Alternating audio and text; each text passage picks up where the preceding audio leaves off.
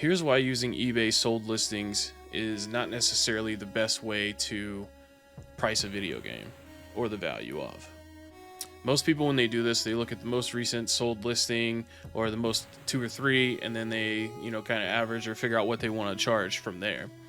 But let's say in this example, seller number 1 wants to sell this game, and the starting bid is $10.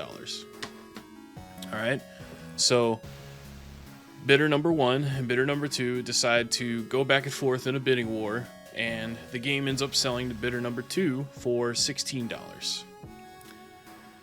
And this doesn't include shipping. This is just how much it costs. The shipping we'll talk about in a little while. So let's say, a week goes by, another guy has the same game. Now he wants to sell his copy. So he goes and he checks the sold listings, and he sees that it recently sold for $16. So he starts his auction at $16. And bidders number 3 and 4 in the example here, they go into a bidding war because they both want the game too. So it sells eventually to bidder number 3 for $21. And now, let's say a store or like a reseller, they go on eBay and they check the most recent listings. They see a couple weeks ago it sold for $16, and then most recently it sold for $21. So obviously they're going to be like, well, let's charge $21 for it, or they may charge even $24.99, just because in a retail setting, $24.99 is it's more retail appropriate, because typically things cost $9.99, $14.99, $19.99, $24.99, and so forth. But obviously, the store and the reseller, they don't pay that amount of money to the person that's trading it in. Because they want to make money, and that's how business works: buy it less and sell it for more.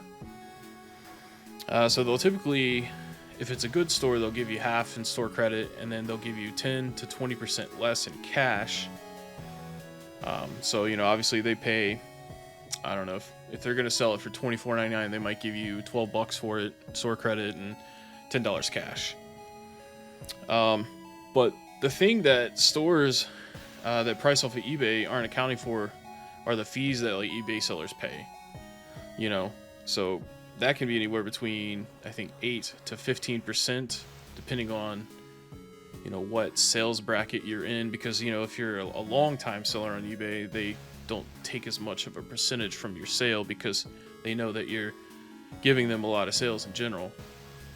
So they give you a little bit of a discount, but if you're just like a regular guy and you sell, if you sell this game for $21, they're going to take probably 15% of that in a fee. So, also a lot of sellers on eBay, they know that they want to put it as free shipping because, more people are going to see it that way. Because a lot of people do filter games by free shipping because they don't want to pay for shipping. Nobody does. So that can also inflate their asking price, because they might be like, well, I see the game sells for $21, but that was plus shipping. So really it sold for like $25, $26, but I'll just put it as $24.99 free shipping. And so realistically, I'll probably make about $20 before the fees come out. And then the other $5 will account for the shipping cost. But obviously a store doesn't have to worry about that, because most of the time they're going to charge you shipping if they have to ship it to you on top of what they're asking for it. And if they're asking $24.99, then they're going to probably want, $5 to $10 in addition for shipping. But they don't account for any of that whenever they look at a sold listing on eBay. They just go, okay, that's how much it's sold for, and this is how much we want for it. And I know this is just one example of many, but it does snowball over and over. And then eventually the fucking game's worth $40, but the original guy wanted $10 for it. And that was the minimum amount of money that he was willing to accept, was 10. That's why he started the auction at $10. He knew that if he only got $10 for it, that he would be okay with that. And obviously, pricecharting.com, they just track the sales from eBay mostly. So, using eBay and pricecharting.com is not the right way to value a game. That's why things get more expensive. It's not because the game is worth more. You know how many copies of this game they made? It's a fucking sports game. They made millions of it. Also, you know, the value of this game in this example is not, I mean, it's really not worth $10. I mean, it sells for a lot more than that, but to me, as a wrestling fan, it's really only worth about $10. I mean, this came out in 2006. You know, and they make them every year. So I just figured like this might help explain it a little bit better, because I know a lot of people on past videos of mine have expressed, you know, issues with how I'm talking about reselling and why it's so expensive, and you know, if you don't like it, fucking emulate the game, blah blah blah. You don't deserve real shit because you're not willing to pay for it. It's nothing like that, man. It's just like, you know, and that's another thing too, is like, to somebody this game doesn't, it's not worth $1, you know, because people don't give a shit. But then you have people that pretend to be gamers, or maybe they are gamers, but they also use it as a business tool, or like a way to make money, is what I mean. And that's people like Kreesky, all these YouTubers that make, you know, reselling videos. They're not really interested in playing games or like giving you a good deal.